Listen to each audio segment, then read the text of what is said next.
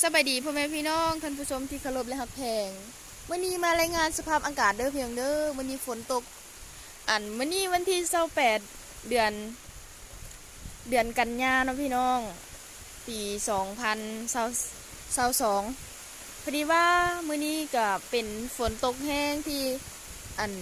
มีทั้งลมแล้วก็ทั้งฝนเนาะพี่น้องเนาะที่พัดเข้ามาในลาวในแขวงสะหวรรณเขตของพวกเรามื้อนี้ก็เป็นมื้อที่2แหละกะที่3นะพี่น้องที่จะดูผลที่พัดเข้ามาแต่มื้อนี้อาจสิเป็นตกหนักเนาะพี่น้องมีลมแหงแต่ว่าบ่มีฟ้าห้องเด้อพี่น้องเด้อมี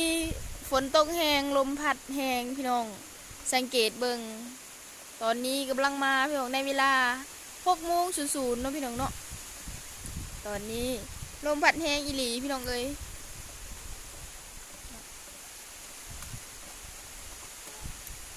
บรรยากาศก็มืดมัวพี่น้องเพราะว่าอากาศฝนตกเนาะ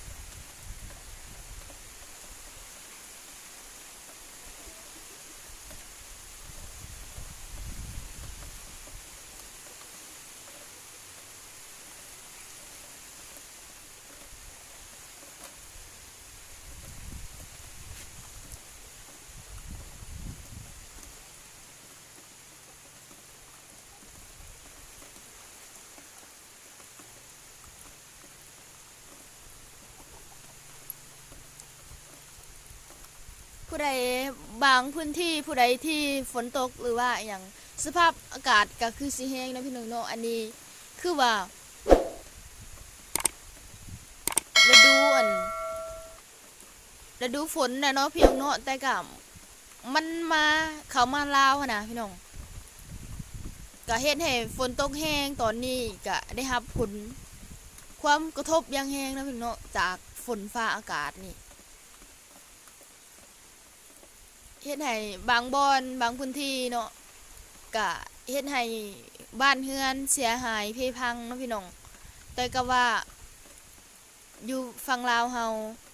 ตอนนี้ก็อยู่ตรงบ้านน้องเอียงอยู่บ้านต้นผึ่งนครกระชอนแขวงสะหวรรณเขตกะมื้อนี้ก็มีฝนตกเนาะพี่น้องฝนตกคือสิตกเบิดมื้อแหละมื้อนี้มีลมแรงพี่น้องพัดเข้ามาตั้งแต่6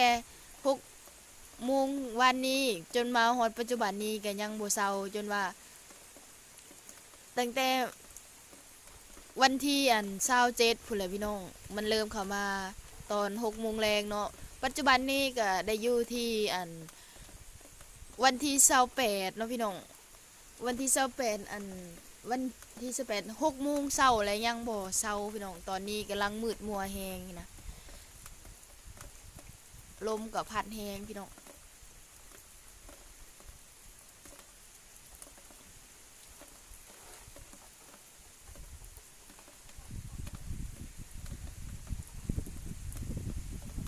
เสียงลมส่วนหลายลมเลยสิแฮงกว่าฝนพี่น้องฝนอาจสิพอยๆไปพี่น้อง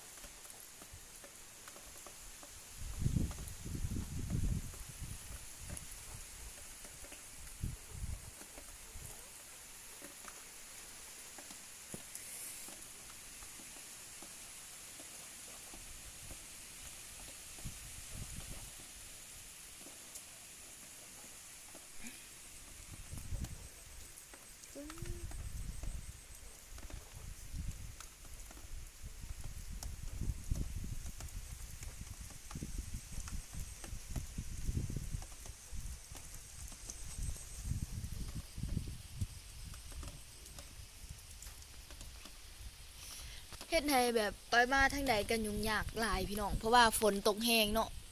มืดมัวแบบนี้เผยกะสิบ่กล้าไปเนาะในการไปหาปูหาปลากะอยากให้ทุกคนระมัดระวังในการไปมาเนาะพี่น้องเนาะสิเป็นไปซนห่มไม้หรือบ่ก็บ่อยากให้ไปเนาะพี่น้องในการที่ไปซนห่มไม้อาจสิเฮ็ดให้ต้นไม้หักทับบ่ไป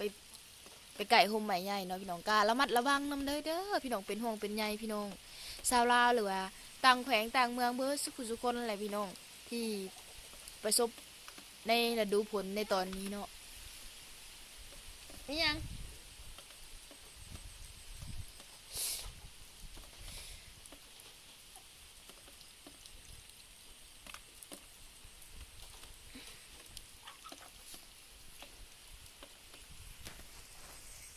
ไก่หุ่มใหม่ใหญ่ย่ำมันคนมันหักทับเนาะพี่น้องกะระมัดระวังเอาคุยเอามันอะไรพี่น้องตอนนี้กะ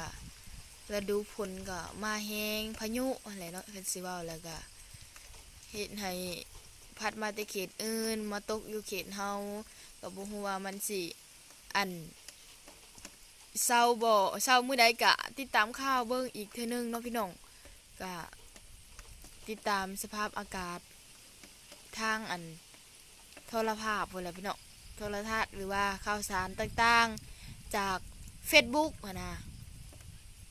ส่วนหลายก็สิติดตามทาง Facebook เนาะพี่น้องสะดวกสบายกว่า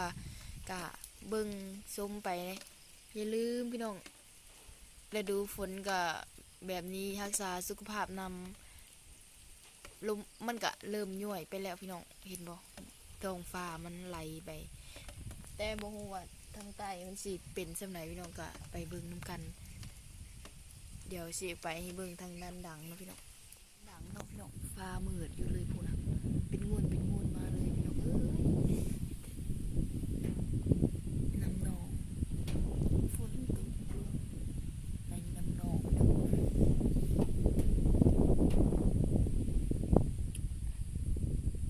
บรรยากาศสดจากฝั่งลาวนี่เนาะจากบ้านเราเอง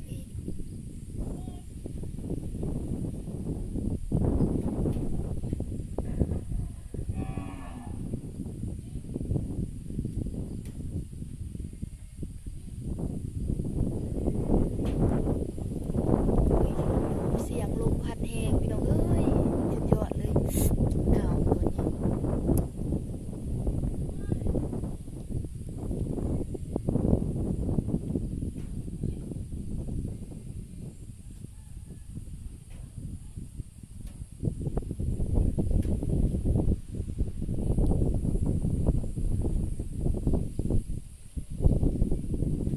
เสียงลมพัดวิวเลยพี่น้องอันนี้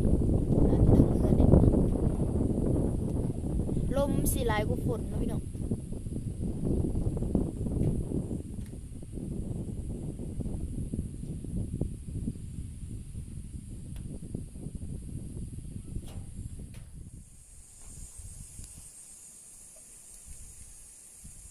เบิ่งพี่น้องฝนมาแห้งอีหลีลมบ่แม่นฝนเนาะมืดมาเนี่ยตอนนี้มืดมัวแห้งอาจสิฝนตกอาจสิบ่ยานถล่มเนาะพี่น้องเนาะลมนี่มันอันตรายแม่นบ่ที่พัดเฮือนพัดคนพัดหยังก็ไปได้เบิดน่ะอันฝนตกนี่เฮายังว่ามันบ่อันรุนแรงเนาะพี่น้องเนาะเพราะว่าบางบ่อนพื้นที่มันก็คือบ้านเฮาหั่นคันฝนตกก็สิบ่เป็นหยังพี่น้องน้ำก็บ่ท่วมดอกมันบ่แห้งอีหลีหรอเนาะเพราะว่ามันอยู่ตั้งอยู่พื้นที่ที่สูงอะนะพี่น้องภูมิสันฐานก็สูงเติบได้บนที่อยู่นี่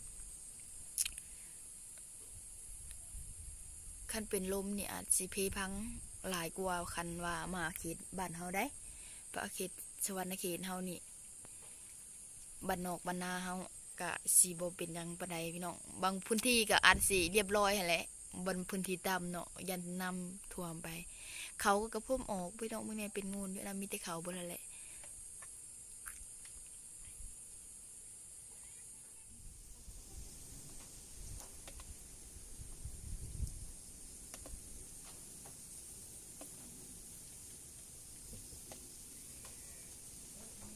การรายงานสภาพอากาศในบ้านเฮาก็สิมีเพียงเท่านี้นะพี่น้องเนาะฝากกดไลค์กดแชร์หลังจากที่ฟัง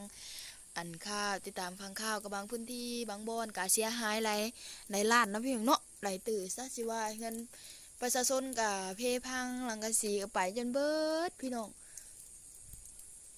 ความเป็นห่วงเป็นใยเนาะพี่น้องก็บ่มีแต่ว่าส่งกำลังใจให้พี่น้องระมัดระวังแล้วก็ติดตามเบิ่งข่าวตื้มยันมีพายุลูกใหม่เข้ามาเฮาก็สิได้เตรียมความพร้อมรับไม้รับมือนะพี่น้องผู้ใดเกี่ยวเขาก็อย่าเผาเกี่ยวเด้อพี่น้องบางในเขายังสุกแดงเต็มทุ่งอย่าเผาเกี่ยวโจะไว้ก่อนนะพี่น้องเพราะว่าผลสิมาแห้งก็สิเฮ็ดให้ประชาชนได้หุบหอบเขานะพี่น้องบางบ่อนก็เอาบ่ทันเขาก็สิง่อยก่อนก็บางบ่อนก็อาจสิเกี่ยวลงแล้วก็ตากแดดตากฝนอยู่นำเนาะใครละเนาะตากแดดเนาะมันก็ยังสิได้เก็บกู้ทันอันนี้มันตากฝนนี่มันสิออกงอกคาทุ่งนาเอ้าเป็นจังได๋ก็เป็นกำลังใจให้เนาะพี่น้อง เบิดสุขุสุคนแล้วก็ฝากนำ FC เบิดสุขุสุคนที่แวะเข้ามาส่งกำลังใจให้ฝากกดไลค์กดแชร์กดติดตามแต่ละคลิปเนาะพี่น้องแล้วก็สิมารายงานสภาพอากาศตื่มว่าบ้านน้องเอียงเป็นได้ใดสิอัปเดตให้ฟังตอนนี้ฝนก็อาจสิบ่ตกแฮงปานใดอาจสิมีลมเข้ามาแฮงกว่าพี่น้องในการสภาพอากาศก็เปลี่ยนไปคู่มือเนาะพี่เนาะบางบ่อนอาจหากเห็นการรายงานข่าวที่อัปเดตลงตกหนักแฮงพี่น้องเฮ็ดให้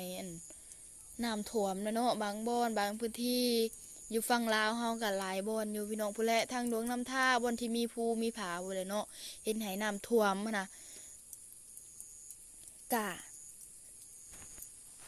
บางทางถาดโพนก็เฮ็ดให้น้ำท่วมทางเนาะพี่น้องเนาะหลายบ่อนอยู่ที่เห็นการรายงานข่าวมา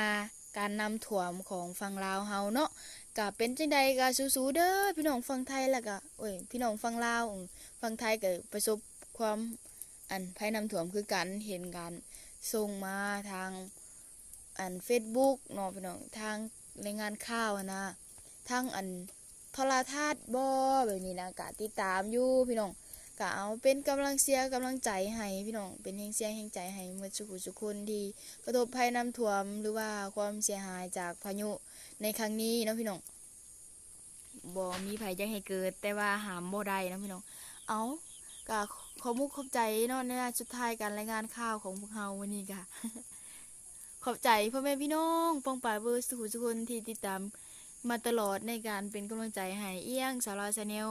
เมื่อนาซีมาอัปเดตให้อีกถ้าว่ามันหุ่นแห้งหรือว่ามันค่อยลงบ่มันผ่อนลงบ่ในบ้านเฮาก็สิมาอัปเดตอีกเทื่อนึงเนาะเอาเป็นว่ากล่าวคำว่าสบายดีบ๊ายบาย